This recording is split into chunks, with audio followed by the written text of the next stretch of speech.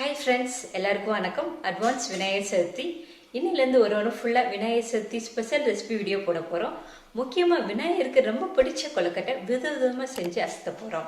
ஒருவேளை இன்னும் நீங்கள் நம்ம சேனலை சப்ஸ்கிரைப் பண்ணாமல் பார்த்துட்டு இருந்தீங்கன்னா சப்ஸ்கிரைப் பண்ணி வச்சுக்கோங்க. இன்றைக்கி நம்ம டேஸ்டான அமினி கொழுக்கட்டை செய்ய போகிறோம். வாங்க வீடியோக்குள்ளே போகலாம்.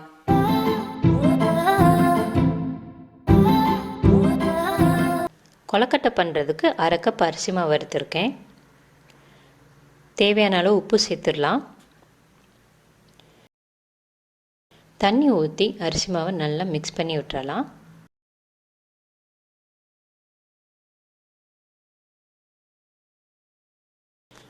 மாவு கொஞ்சம் தண்ணியாச்சுனாலும் ஒன்றும் பிரச்சனை இல்லை. நம்ம கடாயில் போட்டு கிளறப்ப சரியாக வந்துடும். அடுப்பில் ஒரு பேன் வச்சுட்டு ஒரு ஸ்பூன் நல்லெண்ணெய் ஊற்றிடலாம். அடுத்து நம்ம ரெடி பண்ணி வச்சுருக்க அரிசி மாவை இதில் ஊற்றிடலாம். ஊற்றிட்டு நல்லா கிளறி விட்டுறலாம். மாவை கைவிடாமல் கிளறி விட்டுட்டே இருங்க. அப்போ தான் ஒத்தாப்பில் சூப்பராக வரும். இல்லாட்டினா கட்டி பட்டுரும்.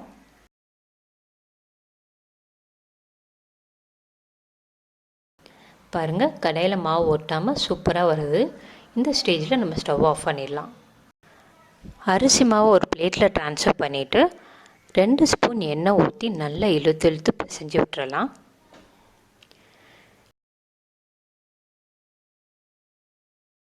இந்த மாதிரி நம்ம பிசையும் போது கொழுக்கட்டை ரொம்ப நேரம் ஆனாலும் ஹார்ட் ஆகாமல் அப்படியே சாஃப்டாக சூப்பராக இருக்கும். கையில் லைட்டாக நல்லெண்ணெய் தேய்ச்சிட்டு குட்டி குட்டியாக கொழுக்கட்டையை ஓட்டிடலாம்.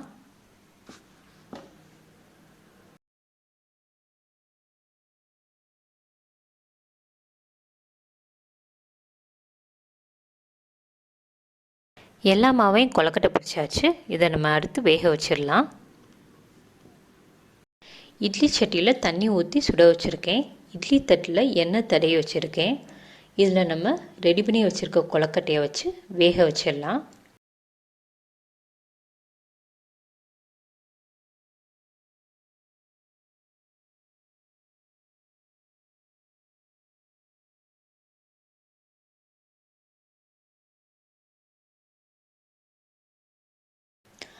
அடுப்பை சிம்மில் வச்சு 10 நிமிஷம் நல்லா வேக விட்டுறலாம்.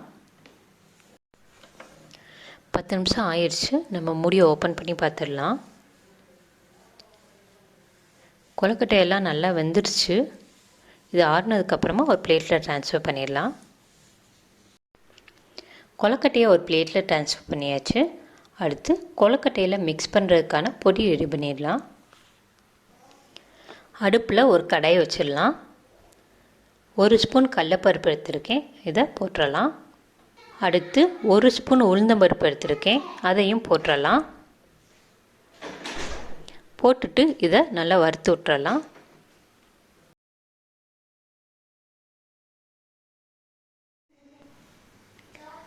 இது கூட 2 காஞ்ச மிளகா போட்டு வறுத்துடலாம்.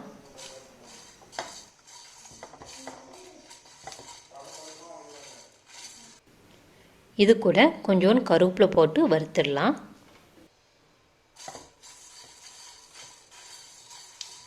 கொஞ்சமாக தேங்காய் துருவி வச்சுருக்கேன். இதையும் போட்டுடலாம். அடுத்து பெருங்காயத்தூள் தூவிடலாம். தேவையான அளவு உப்பு போட்டுட்டு எல்லாத்தையும் நல்லா மிக்ஸ் பண்ணி விட்டுறலாம்.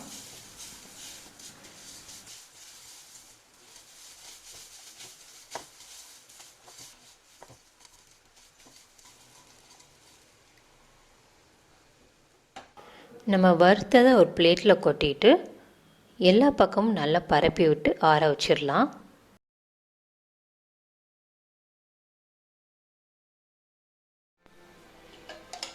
இது நல்லா ஆறிடுச்சு. இதை மிக்ஸி ஜாரில் போட்டு அரைச்சிடலாம்.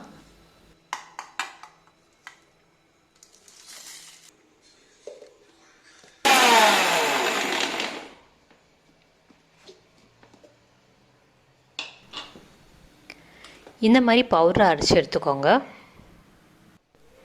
கொழுக்கட்டை ரெடி பண்ணிடலாம். அடுப்பில் ஒரு கடாயை வச்சுட்டு 2 ஸ்பூன் நல்லெண்ணெய் ஊற்றிடலாம்.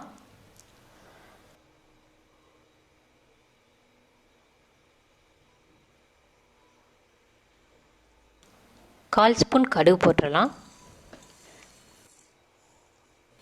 1/4 ஸ்பூன் உளுந்து போட்டுடலாம். கடுகு நல்லா பொரிஞ்சதுக்கப்புறமா 2 காஞ்ச மிளகா கிள்ளி வச்சுருக்கேன், இதையும் போட்டுடலாம். கொஞ்சோண்டு கருவேப்பிலை எடுத்துருக்கேன், இதையும் போட்டுடலாம்.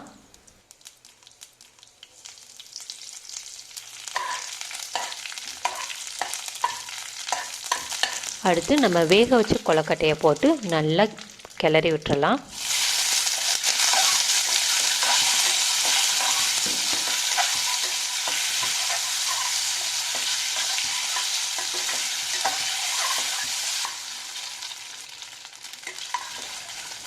வீட்டில் குழந்தைங்கள்லாம் இருந்தாங்கன்னா கார கொழுக்கட்டை சாப்பிட மாட்டாங்க, அதனால அவங்களுக்காக கொஞ்சமாக தனியாக எடுத்து வச்சிடலாம்.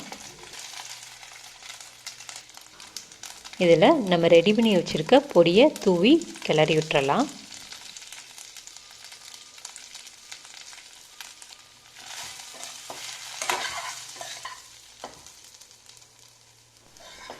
அமனி கொழுக்கட்டை ரெடி ஆயிடுச்சு. இதை ஒரு பிளேட்டில் ட்ரான்ஸ்ஃபர் பண்ணிடலாம்.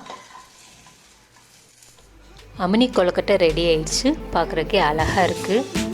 நீங்களும் விநாயகர் சதுர்த்திக்கு அமனி கொழுக்கட்டை செஞ்சு உங்கள் வீட்டில் உள்ளவங்கள அசத்துங்க. உங்கள் எக்ஸ்பீரியன்ஸை கமெண்ட்டில் சொல்லுங்கள். உங்களுக்கும் உங்கள் குடும்பத்தினருக்கும் விநாயகர் சதுர்த்தி நல்வாழ்த்துக்கள். தேங்க்ஸ் ஃபார் வாட்சிங்.